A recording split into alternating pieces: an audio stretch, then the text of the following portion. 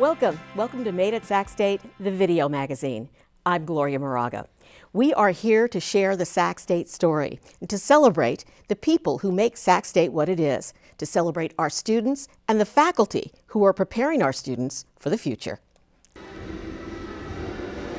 The College of Arts and Letters is dance, theater, music, art, and so much more. And let's not forget the letters part of the College of Arts and Letters. We have English, history, foreign languages, and more.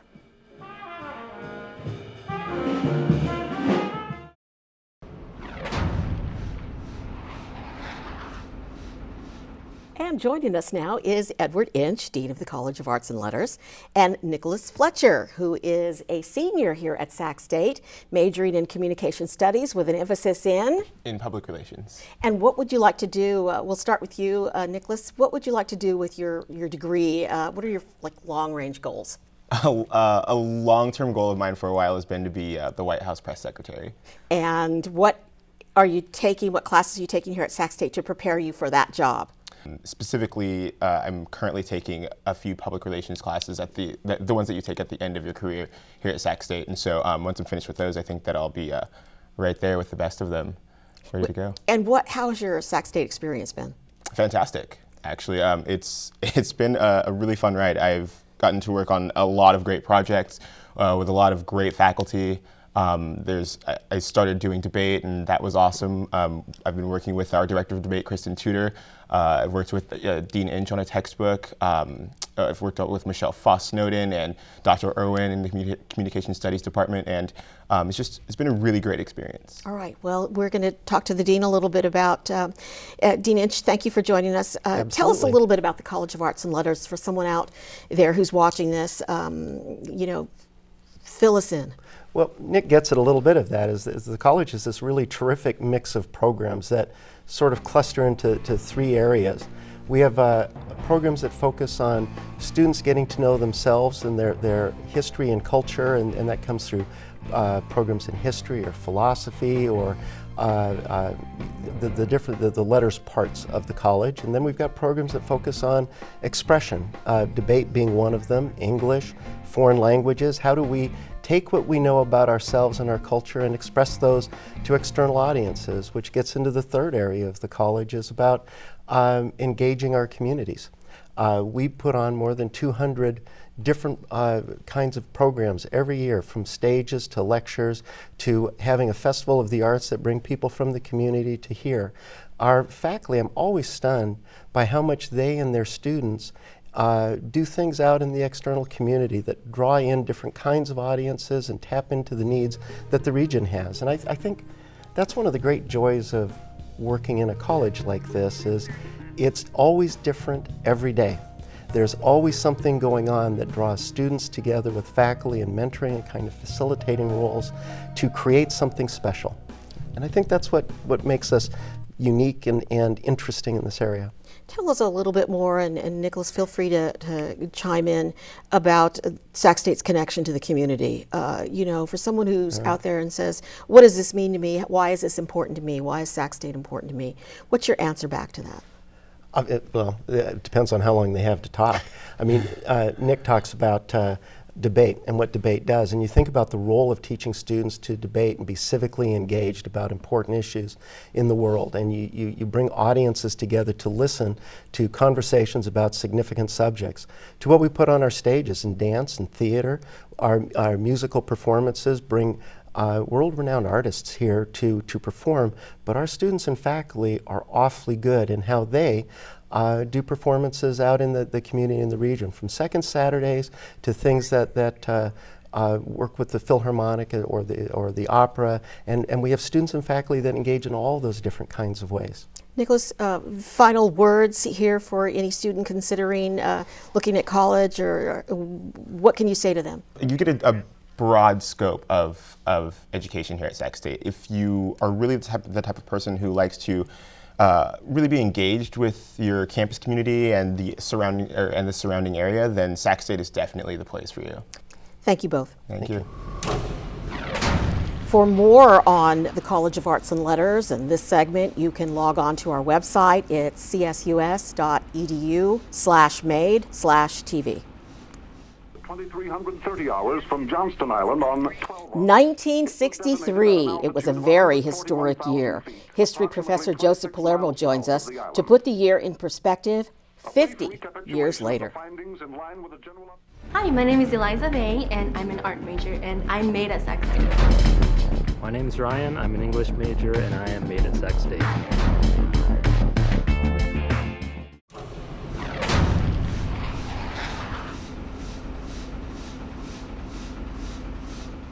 A University of Alabama face-off. Governor George Wallace blocks the university door at the former all-white college. It's 1963. And thank you very much for joining us, History Professor Joseph Palermo here at SAC State. Take us through the year, historically, of 1963. What a year. Oh, well, there's quite a few 50th anniversaries. One would be the Birmingham protests that took place in April and May of 63, where Martin Luther King is arrested in Birmingham. He writes the famous letter from a Birmingham jail. Bull Connor is firing the water hoses and letting the dogs loose on the demonstrators, and it put a lot of pressure on the Kennedy administration to do something comprehensive about civil rights, and it helped prod John F. Kennedy to introduce in the Congress a comprehensive civil rights bill that later would become the Civil Rights Act of 1964. There were 50 unsolved bombings in Birmingham between the years 47 and 65, and it was a very violent and dangerous place.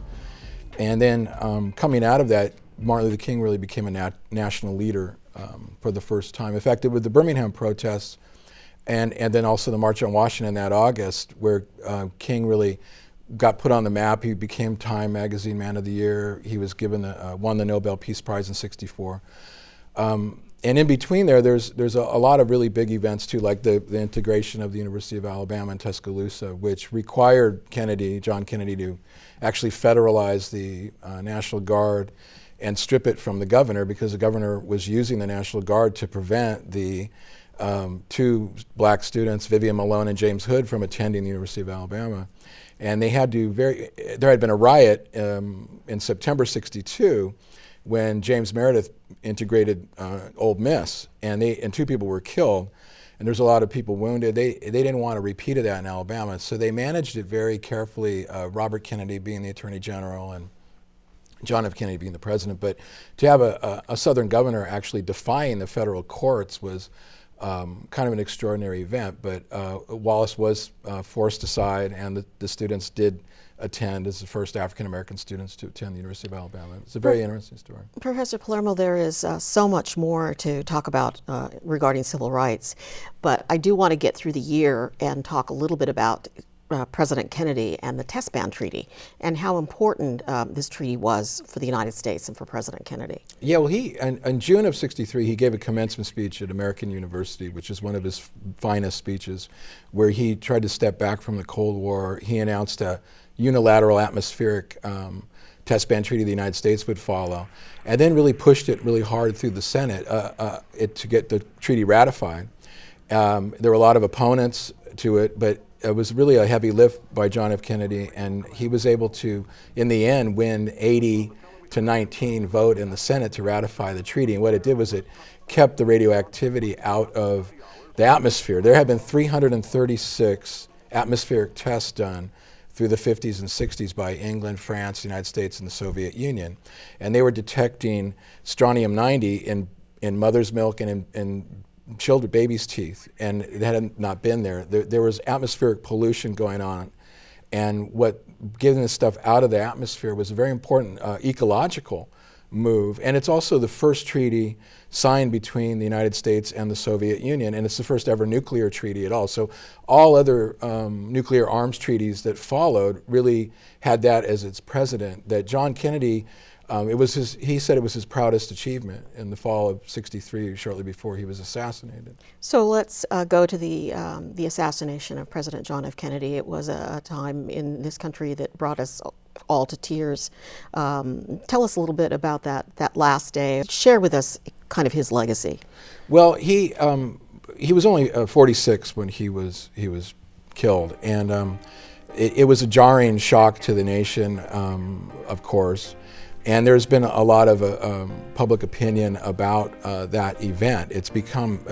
When we have the 50th anniversary this November, there will be a lot of commentary about it, no doubt. And the American people really, according to opinion polls for about 50 years, have never really accepted the official Warren Commission report's findings. It's kind of, and I've always believed that it's because the accused assassin, Lee Harvey Oswald, was killed himself and there was never a trial. Mm-hmm. And so it kind of left a lot of open ends. So on the one hand, the Kennedy funeral was an event that the country hasn't experienced since, where a kind of a collective grieving process on national TV, 60 million people watching. But it's also a lot of unresolved questions about that will continue. I think they've been consistent for 50 years, and there'll continue to be questions about the circumstances of the whole assassination itself. Those won't go away. Professor Joseph Palermo is the author of numerous books and articles, including 2 books on Robert F. Kennedy. The titles, Robert F. Kennedy and the Death of American Idealism, and In His Own Right, The Political Odyssey of Robert Kennedy. Thank you for joining us, and we promise we'll have more of Professor Palermo at our website, csus.edu/made/TV.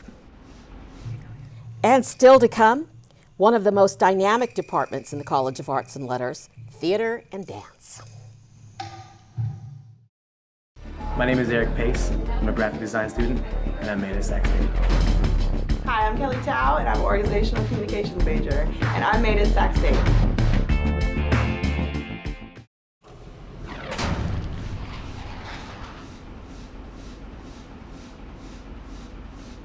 Okay, welcome back to Made at Sac State, the video magazine. Thank you both very much for joining us. Theater and dance, one of the most dynamic departments on campus. We have the chair of theater and dance, Dr. Melinda Wilson-Ramey, and Ure Egbuo. Thank you very much for being here. Before we get started on the interview, let's watch this videotape. 3 o'clock in the morning on weekdays, so I can drive 27.5 miles across the bay before I go to work. Oh, hell no. Charming. Charming. But you are of no assistance. Ure, tell us a little bit about that production. That was for colored girls who considered suicide when the rainbow is enough. Mm-hmm. And you were in that with a lot of very, very talented folks. Very talented, yes. A great experience, lots of talented women in there. It was great working with just females. A purely female cast and purely ensemble, and it was collaborative and beautiful. This is the director. She helped us just really find a sisterhood that I think we brought to the stage that I really enjoyed. The Department of Theater and Dance the Department of Theater has been on campus for more than 50 years. So we have a very rich history here on the campus. Dance joined us later, so now it is the Department of Theater and Dance. We have a very vibrant, rigorous dance program growing right alongside theater. The short clip that you showed of Ure actually earned her a nomination for KCACTF, which is the Kennedy Center American College Theater Festival that our program participates in every year. The sister to that in dance is ACDFA. So we are very proud of our students' work, and we get any chance we can to display it, not only on campus, but in the community. National level, we had some people make it to the national level, so we are out there doing many, many great things. All right. Tell us a little bit about what you're studying here at Sac State. Well, I'm a double major in theater and journalism, and a double minor in dance and musical theater. And honestly, it's just worked out perfectly for me because I love both of those things. I love the writing aspect and theater and acting, and then I love in journalism where you get to interview people and talk to people and collect information to serve the public. And I feel like theater and dance also does that. You serve an audience. And I don't know, it's just beautiful. I've had a great experience here. And are you exhausted from, I know that I wanted to ask about the stamina aspect of our theater and dance students are almost like athletes. I mean, you are athletes, having to, do the productions. What about that? How do you keep it going? I gotta admit, I have overbooked myself a couple of times before because I love theater and dance, and sometimes you gotta find ways to manage your time, and it is exhausting, but when you love it so much, and it's hard work, but it's worth it. At the end, when you see what you've done, when you see how you've grown, you've seen your progress, and you see what you've created, it's completely worth it. And Dr. Wilson-Ramey, just briefly, for folks out there who are watching this, why should they support theater and dance in these programs?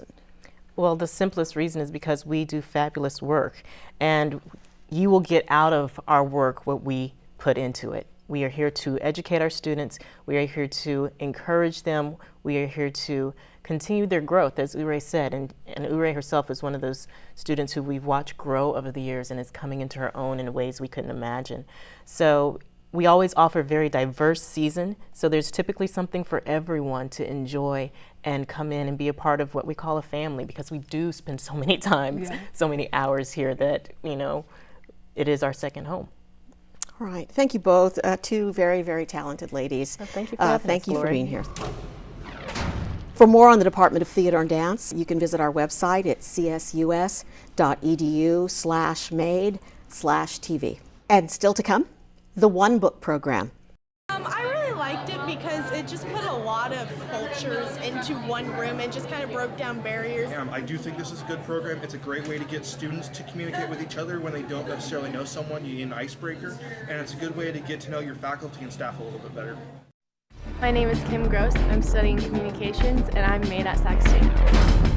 Hi, I'm Alex Manticon. I'm studying photography, and I'm at SAC State.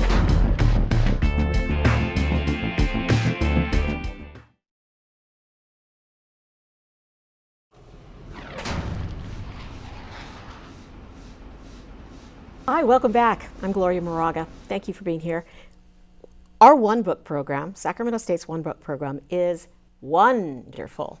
And we've got Sherry Meyer, the Associate Dean for Undergraduate Studies, and our student, John Kanemoto. John, describe the One Book program for someone who doesn't really know what it's about, and tell us about your experience. What the One Book program really is an opportunity for students to embark on a common reader, a common ground, a common focus with other students. Opens up dialogue between students and their peers.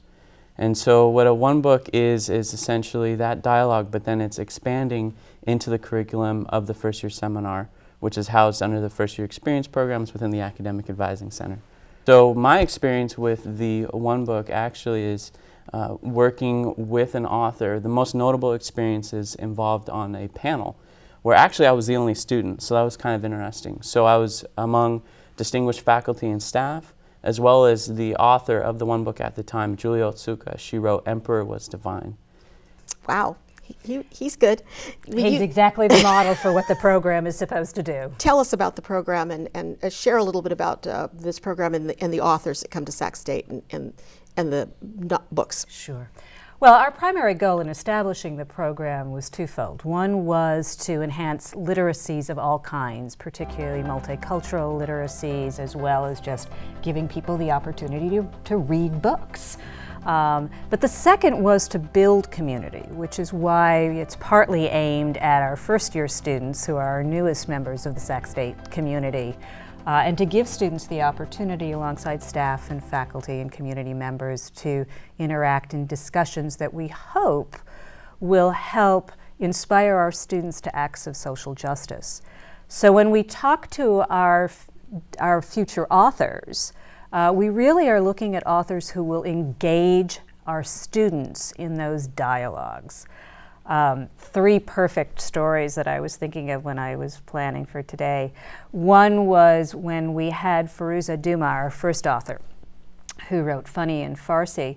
When she did her book signing, she would carefully read aloud each student's name and ask them if she had pronounced it correctly, because in her book she laughs about how no one could ever pronounce Firuza Duma correctly.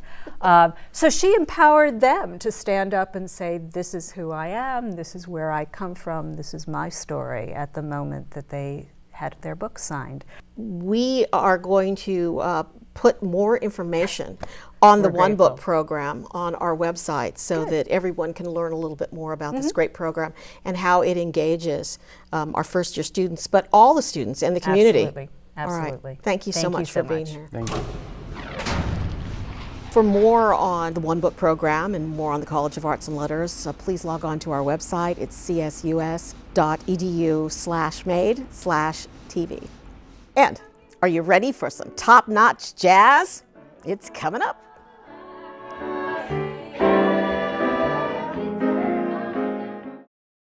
Hi, my name is Erish Hasuna. My major is electronic art and I made it at SAC State. Hi, my name is Dan DeLeon. I'm an organizational communication studies major, and I'm made at SAC State.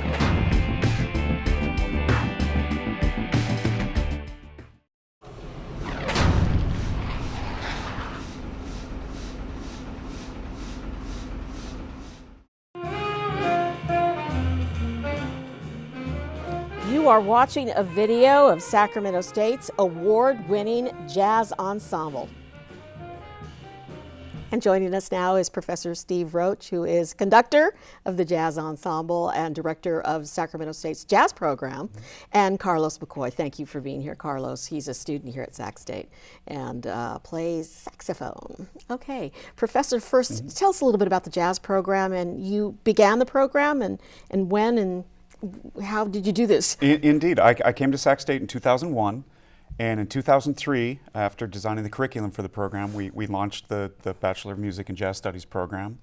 And since then, we've recorded numerous CDs of our vocal jazz ensembles, Latin band, combos, large ensembles, and proud to say that we've garnered 13 Downbeat Magazine Student Awards, 11 for the vocal jazz area and 2 for the instrumental area. And it's just been really a fun journey. And tell us a little bit about the festivals and the things that you compete in. I mean, this is a nonstop, almost 24-hour a day It really project. is. Our music students work especially hard, and two of the festivals that are regional that we enjoy participating in is the Reno Jazz Festival and the Monterey Next Generation Festival. So we get our students off campus performing in other venues in front of other adjudicators and trying to give them real life experiences. Now, Carlos McCoy, saxophonist and student, you're a grad student. Describe your Sac State experience and how it is working with Professor Roach, but all the professors and all the folks here at Sac State. I think in comparison to my experience in other schools, I felt like when I came to Sac State, I was treated more like an individual, not just another student. And I found that the faculty was extremely supportive in all aspects of my studies here, from choosing classes to kind of shaping your career goals. Steve's been, extremely supportive, and also in terms of performing, it's been a challenging program. We have, like Steve mentioned, the opportunity to perform in a lot of festivals and competitions, and we also get the opportunity to perform with a lot of the greats as guest artists when they come in. So it's been really exciting. We don't want to let you go without talking a little bit about our jazz singers and the jazz program. What can you tell us about our jazz singers? They're absolutely outstanding. The program's led by Carrie Marsh and assisted by one of our grad students, Gao Vang. And as I mentioned earlier, they've garnered 11 Downbeat magazine awards, student magazine awards for their talent and skills, and really put us on the map as far as a destination school for vocal jazz. It's been really amazing. All right. We thank you both so much for taking time out of your busy schedules and your grad studies for coming here and joining us on Made at Sac State. My pleasure. Thank you. Thank so you. much. For more on the music department, you can log on to our website. It's csus.edu/made/TV. And still to come, another gem from our music department, Camerata Capistrano. Take a listen.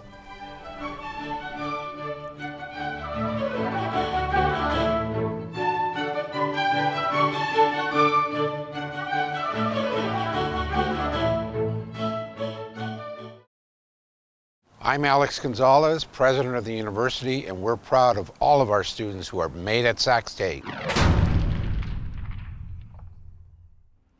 Thank you for spending some time with us in the College of Arts and Letters.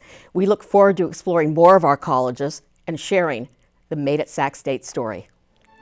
We leave you with the sounds of Sacramento State's Baroque Ensemble, Camerata Capistrano, and scenes from our beautiful campus.